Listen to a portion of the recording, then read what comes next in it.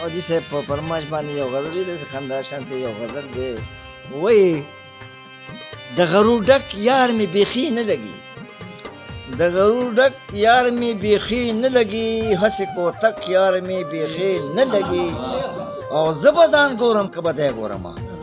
زه به ځان ګورم که به دی ګورمه د ځانه ورک یار مې بیخي نه لګي او چې د ریخمو نه ښه نرم نه وي چې د ریخمو نه ښه نرم نه وي مړه بس کلک یار مې بیخي نه لګي چې د ریخمو نه ښه نرم نه وي مړه بس کلک یار مې بیخي نه لګي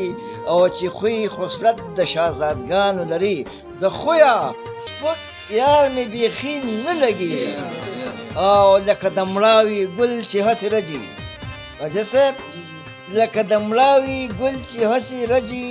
داسې نازک یار مې بیخي نه لګي